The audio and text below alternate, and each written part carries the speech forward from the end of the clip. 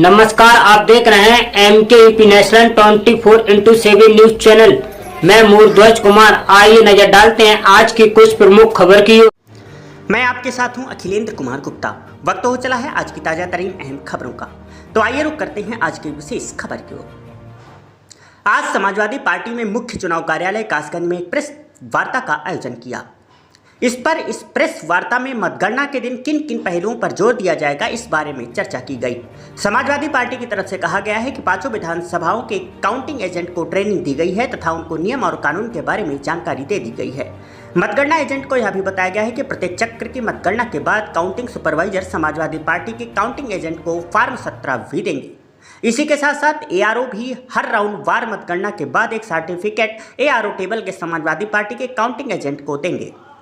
Samajwadi party के सभी counting agent को एक बुकलेट दी जा रही है, जिसमें सभी जरूरी सूचना पहले से उनको दी जा रही है, जैसे कि किस बूथ पर कौन सी EVM मशीन किस नंबर की गई है, उस बूथ पर टोटल वोट कितने हैं और कितने वोट पड़े हैं। इस तरह की जानकारी हर एक काउंटिंग एजेंट को पहले से ही दी जा रही है, ताकि काउंटिंग सेंटर्स में जब EVM खुले तो उसे दी हुई जानकारी से EVM के वोटों को मिलान किया जा सके। समाजवादी पार्टी ने यह भी कहा है कि जिला निर्वाचन अधिकारी और सभी कर्मचारियों का संवैधानिक दायित्व बनता है कि मतगणना को निष्पक्षता और ईमानदारी के साथ पूर्ण किया जाए।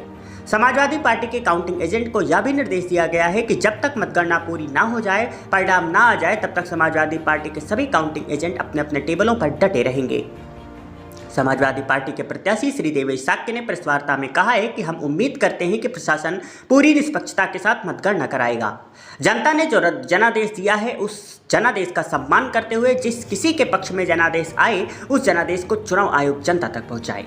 समाजवादी पार्टी के काउंटिंग एजेंट बनाते समय उनकी योग्यता को भी ध्यान में रखा गया है। सभी सक्षम लोगों को काउंटिंग एजेंट बनाया गया है, ताकि काउंटिंग को बहुत ही सरल और सजग तरीके से कराया जा सके। समाजवादी पार्टी के राष्ट्रीय प्रवक्ता अब्दुल हफीज गांधी ने कंडक्ट ऑफ इलेक्शन रूल्स 1961 के तहत जो नियम दिए गए हैं, उनकी जानकारी भी प्रेस वार्ता में दी और यही जानकारी समाजवादी पार्टी के काउंटिंग एजेंट को भी दी गई है।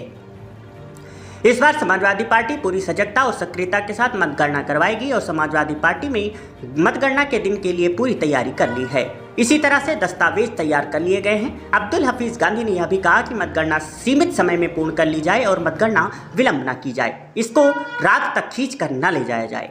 आजकल EVM का जमाना है, इसलिए मतगणना शाम से पहले पूर्ण कर ली जाए।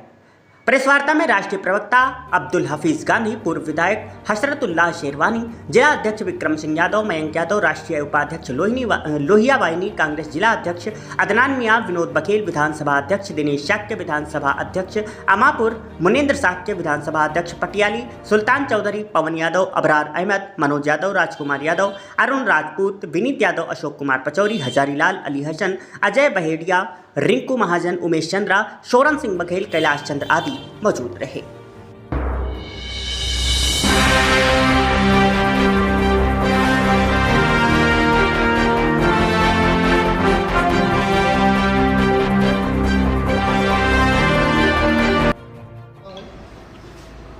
मैं जिस दिन से यहाँ प्रत्याशी बन के आया, उस दिन से लगातार आपका सहयोग और स्नेह प्यार मिला और मैं बहुत आभारी हूँ आपका। और अब मैं आप लोगों से एक निवेदन करना चाहता हूँ कि इस काउंटिंग प्रक्रिया में भी हमारा सहयोग करें और प्रशासन से भी मैं यही कहना चाहता हूँ कि निष्पक्ष काउंटिंग की प्रक्रिया हो। और क्योंकि आप सभी लोग इस देश को आईना दिखाने वाले लोग हैं और सच्चाई के साथ आप लोग रहें। निश्चित तौर पर जो एग्ज़िट पोल आए हैं वो एग्ज़िट पोल नहीं। एग्ज़िट पोल का मतलब है इतनी जल्दी एग्ज़िट पोल आना, साथ में चढ़ का आया नहीं, जहाँ 60 सीटों का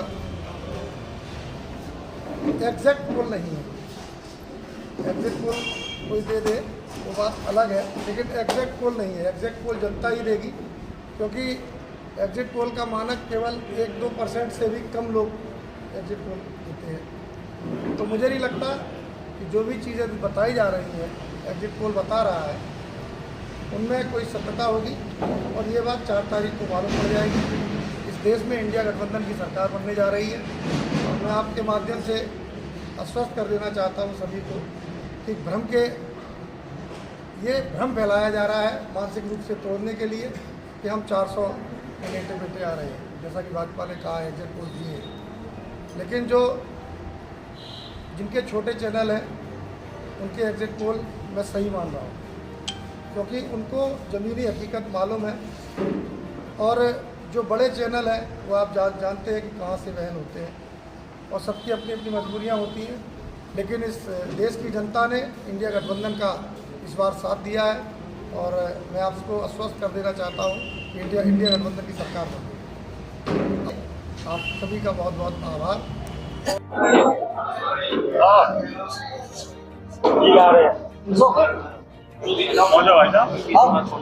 आ जाओ।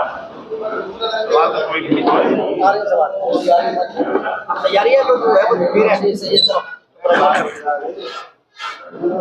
सर ये बताइए, एग्जिट पोल आए, 7 एजेंसियों का दावा किया गया है कि इंडिया गठबंधन को 10 से 11 सीट मिलने जा रही है और बीजेपी के प्रदेश अध्यक्ष ने कहा है कि इस बार खपान है और इंडिया गठबंधन रोकने और गाने बजाने की तैयारी करती है, क्या कहेंगे? देखिए, एग्जिट पोल हैं, ये एग्जैक्ट पोल्स नहीं है।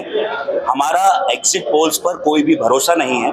जनता ने जो जनादेश दिया है और उसको पता करने का जो तरीका है वो सिर्फ और सिर्फ मतगणना है, काउंटिंग है, जो 4 तारीख को होगी। तो 4 तारीख को जो जनादेश आएगा, हमारा उस पर भरोसा है, हम उसको स्वीकार करेंगे। लेकिन उससे पहले जो भी चीजें आ रही हैं वो कहीं ना कहीं जनता को भ्रमित करने का प्रयास मौजूदा सरकार द्वारा किया जा रहा है और इसके कुछ पर्पसेस हैं, इनके मकसद हैं। पहला मकसद तो ये है कि किसी तरह से अधिकारियों पर दबाव डाला जा सके और दूसरा मकसद ये है कि ये कहीं ना कहीं एक बेईमानी का स्कोप बनाना चाहते हैं कि जनता बाद में जाके ये ना कहे कि एग्जिट पोल कुछ और आए थे और सरकार किसी और की बन रही है। तो ये जनता को भ्रमित करने का है और हम पहले ही कह चुके हैं ये एग्जिट पोल है, एग्जैक्ट पोल्स नहीं है, क्योंकि कल ही चुनाव हुआ है 5 बजे तक और 6 बजे एग्जिट पोल आ गए, तो वहां का कैसे पता कर लिया? और बहुत ही कम लोगों को इन एग्जिट पोल्स में पूछा जाता है। तो जनता का ये रिप्रेजेंट, जो जनता की एस्पिरेशंस हैं, जो जनता चाह रही है, उसका ये रिप्रेजेंटेशन नहीं हो सकता, ये हमारा स्पष्ट तौर पर मानना है। ये जो एग्जिट पोल्स हैं ये ईवीएम के नहीं हैं, बल्कि डीएम के माध्यम से ये दिए गए हैं। इस पर जनता को भरोसा नहीं करना चाहिए। अच्छा, अखिलेश जी ने बयान दिया था कि एग्जिट का आधार ईवीएम है, डीएम है। इसमें सीएम ने कहा है कि इस बार दावे होंगे खुदा पहाड़ निकली हुई है। देखिए, सरकार तो कुछ भी कह सकती है। पहले चरण के बाद किस तरह से सरकार के जो शीर्ष नेतृत्व हैं उनके वक्तव्य किस तरह से बदलते चले गए और किस तरह से इस भारत की राजनीति को नफरत की राजनीति में बदलने की कोशिश की गई। 10 साल से जो लोग सत्ता में हैं उनको अपना विकास गिनाना चाहिए था, उनको ये गिनाना चाहिए था कि उन्होंने 10 साल के अंदर क्या क्या चीजें की हैं, लेकिन वो इन चीजों को नहीं गिना रहे थे।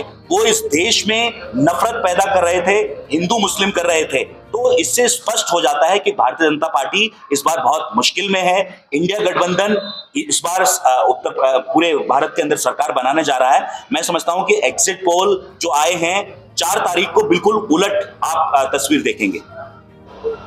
कितनी सीटें जीतेंगे यूपी में, क्या दावा आपका?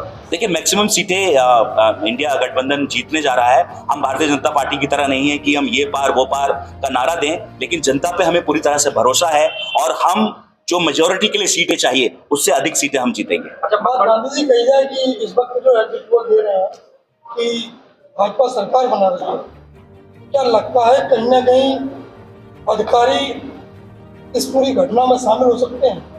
देखिए, जैसा अखिलेश जी ने कहा है कि ये जो एग्जिट पोल हैं ये ईवीएम के पोल नहीं है बल्कि डीएम के पोल हैं। तो कहीं ना कहीं सरकार की गोदी मीडिया के जरिए ये मंशा है कि सरकार कहीं ना कहीं अधिकारियों पर दबाव बनाना चाहती है। लेकिन मैं बता दूं कि अधिकारियों की भी संवैधानिक ये ड्यूटी है और कर्तव्य है कि वो जो जनता का जनादेश है उसको निष्पक्ष तौर पर जनता के सामने रखें और ये काउंटिंग दिन के दिन अधिकारियों को भी फैसला करना है कि वो संविधान के साथ खड़े हुए हैं या वो जो लोग लोकतंत्र को नहीं मानते हैं, जो लोग संविधान को नहीं मानते हैं, उनके साथ खड़े हुए हैं। तो ये अधिकारियों के लिए भी मैं समझता हूं कि बहुत बड़ा फैसला लेने का दिन है 4 जून का।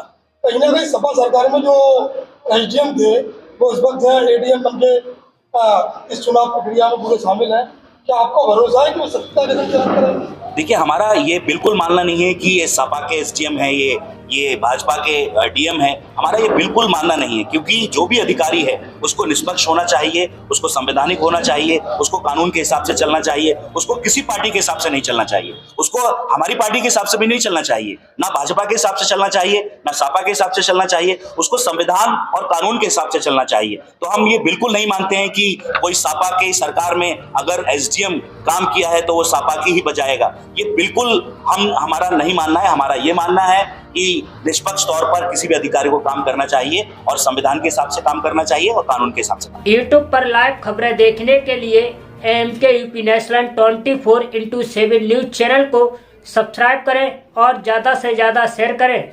फिर मिलते हैं ऐसी अन्य बड़ी खबरों के साथ। देखते रहिए MKUP नेशनल 24/7 न्यूज चैनल।